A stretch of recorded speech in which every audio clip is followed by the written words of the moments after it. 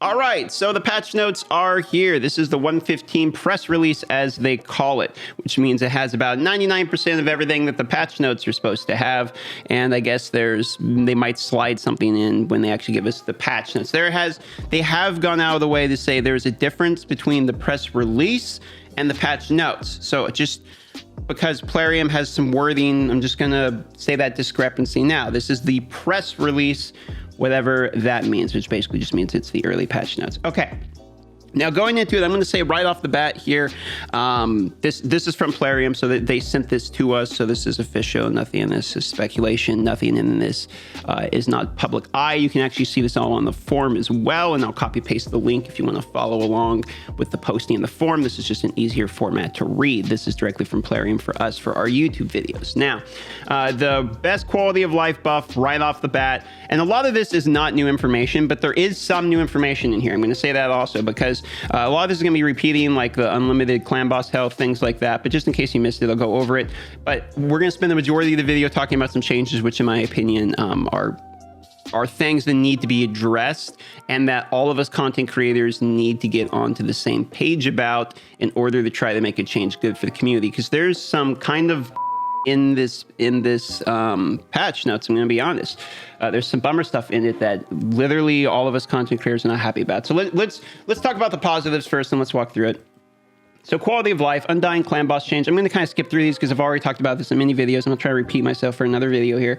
But basically, once it's dead, you can still hit it. It stays the same affinity. I got clarification on this from Diamonds. Stays the same affinity as what it was when it died. So if it died red, it stays red until it resets, and then same deal. Okay, that's it. Really simple. That way you can hit it. You can still get your clan boss chest. This is great because if you look at here, like in the game for me, when I am trying to do, that's arena, not clan boss here. When I try to do things like clan boss, you can see right now, like I can't even, I can't even attack it. I was messing around with Nightmare here, but I can't even attack Ultra Nightmare if I wanted to test anything because there is no health left on it, unfortunately. But now in patch 1.15, when it arrives here, it looks like it's going to just stay green instead of the flags being there. It'll be like, oh, it's check marked, it's down, but you can still hit it. I could still hit the battle and fight it. So that's more or less what that's talking about there. Pretty simple. Okay, we're all on the same page there. Pretty easy. Now, by the way, I'm trying out this new 2-camera thing, so bear with me if it's switching around a little bit. So let's see here. So they can finish the battles faster. I mean, their clanmates have any trouble receiving clan boss key. They're basically just explaining it here in the way I did. Nothing additional. Now, here's where we're going to get to the point where this is where people are probably going to start getting upset. And to be honest, reasonably so. I think I've had a lot of time to think about this. So if you don't know what this is, it's going from level 60 to level 100. This sounds great, right? I mean, what's wrong with having higher levels? Nothing's wrong with having higher levels. I mean, higher levels is good, and higher levels is, I don't know, I'd say fundamentally fun for the game. You get to add more avatars, buy more packs, whatever, okay? I mean, you don't have to do the levels if you don't want them. But that being said, you would think that with comes the levels, so would come the increase of energy. All 60 of the levels previous had that increase in energy. 61, you would think, would follow the trait of the previous 60, but no, because once you hit 60, your energy is capped. And that means all new players going from 1 to 60 are going to be experiencing an energy increase. Then suddenly when they hit 61, they no longer get more energy. Everyone starting now is going to have a weird experience, just because the people who are already playing are already at max energy and they don't want to give us more. And because of that, they're not going to increase the energy pool. So long story short, if you don't know what I'm talking about, is they are not increasing the energy pool with the energy cap. Let me show you what that actually looks like in game. So if you look like it in game here, see how my energy is capped at 130. I'm at 880 out of 130, and I won't be regenerating more energy because of that reason until I actually use it. Well, previously, when you level, your energy cap goes up, and you would think at 61 it would go to like 135 or something, right? And we end up, you know, I know that's being greedy. Let's say it goes up by 1 or something. We end up at 170 at, you know, at 100 or something like that. That's what they thought. But they confirmed for a fact that they will not be doing that right here. To preemptively answer one of the questions, no, the energy pool will not increase past level 60, but you will get new rewards for reaching them out. We don't know what these rewards are.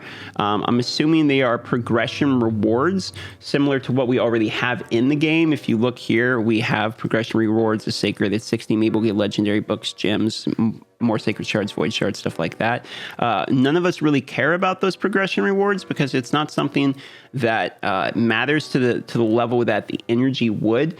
I will agree with everyone else in just saying this is very dumb. I do not understand. Well, I mean, I understand why they're not doing it. They're not doing it because more energy means less energy packs purchased. It means more freebies for people every single day because they can farm dungeons more. They can get better gear, which means, I mean, it's a direct nerf to everything in terms of monetization for them. So that's why they don't want to do it.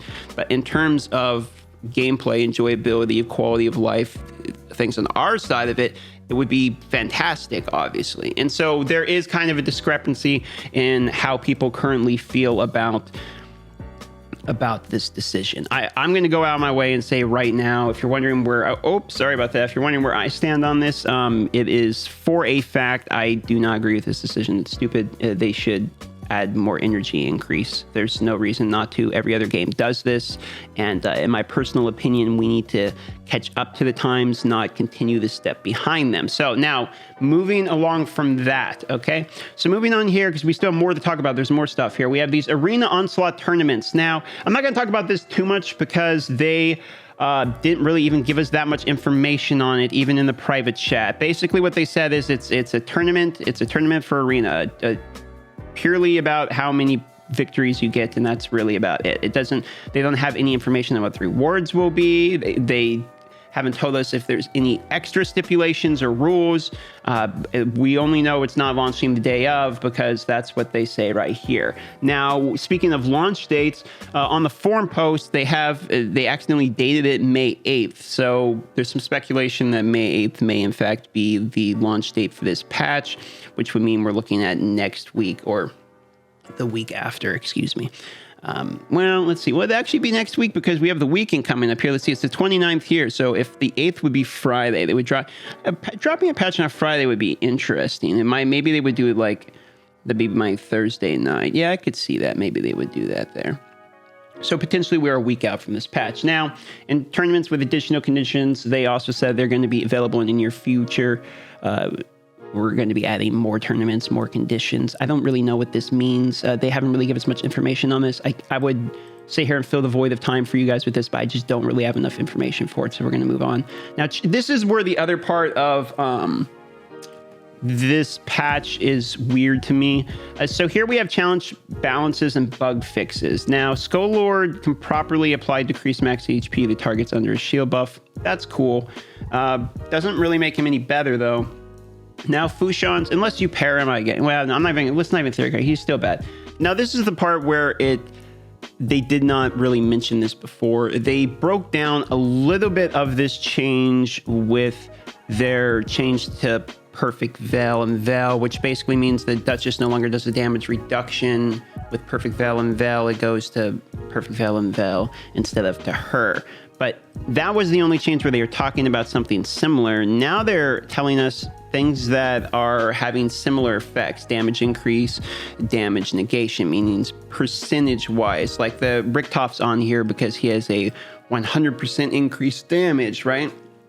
These are now multiplicative instead of additive. What does this mean? This means that effectively it is a nerf for people who are using damage reduction. However, it is a buff for people who are using damage increase. Does that make sense? So if you're someone like Richtof, it's good for you. But if you're someone like they have on this list, for instance, let's use Vala as an example here with Resolute defense.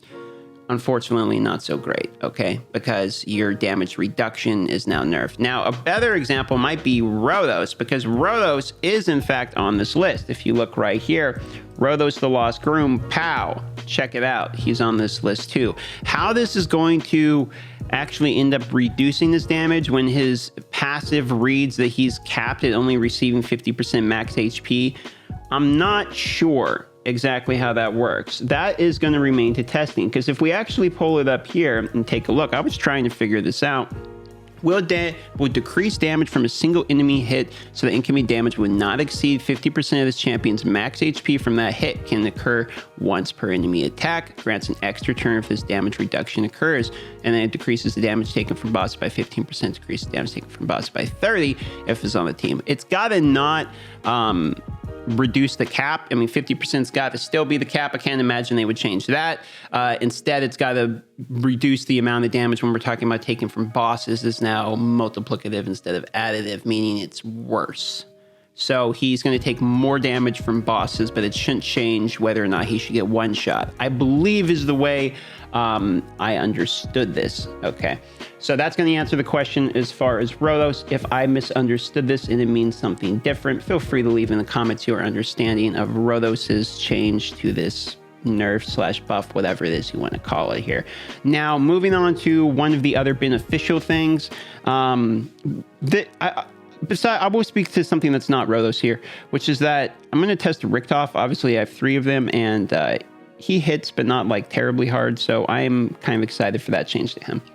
We'll see how that goes. Now, moving on here, miscellaneous improvements. Gold 4, meaning gold 4 chests only, are going to be significant buffed. They're actually having double the amount of chest positions. There was 5 spots. Now there's going to be 10 on rewards. So before, when you got gold 4, you get 1, 2, 3, 4, 5 rewards. Now you get 10 rewards, including gems, silver, brews, all that stuff. So there's 10 additional slots, and you can get 4 to 6 star, and legendary gear can drop as well from the arena. So you have that gear too. Now, that being said, you can also unlock champions in the tavern, which is pretty cool. This is actually a nice buff right here, which is accessories can be options. So from the battle result screen, thank you for when you're farming Spider, and accessories will be added to tournament rewards. I mentioned to them previously that, hey, most of the rewards are relentless gear, which has been nerfed. Would you consider adding some other gear as well in there? I don't know whether this is a response to that or not, or they already had this planned. Hopefully the accessories are good and this isn't like a terrible change. Champions will be required for an active champion fusion, will be marked with a special icon. Furthermore, there will be an alert pop-up before these champions are sacrificed. This is additional good quality of life. I like that. Things to keep our resources safe are always good, especially because it helps garner your resources against newer players who might not know what they're doing, or people that are drunk or not paying attention or something. Okay, because like that can legitimately happen with these gambling type of games as well. So that being said, let me know, what did you guys think of this, these patch notes? And I think the big takeaway, other than there's some good changes here, is that I think there needs to be some pushback on the energy pool not being increased past 60. I think a little bit of community pushback is probably necessary on this one. I think that we have all in the content creator community. I've seen literally everyone be very vocal on this, so I know for a fact we're getting our message out. I know Reddit, I mean, if you look at the Reddit front page right now, it's exploding with this, and hopefully they hear this message, as I do really think that we need to get with the times when it comes to both content and accessibility to the game. I do think we are getting to the times when it comes to quality of life. I don't think we're there yet. I would say we're getting better. We're getting better, you know, that's what I would say. But these patches are coming sooner. Hopefully this one arrives by next week. And love you well, pod. Hope you guys enjoyed this video. If you did, consider subscribing. And yeah, we're out of here. Bye.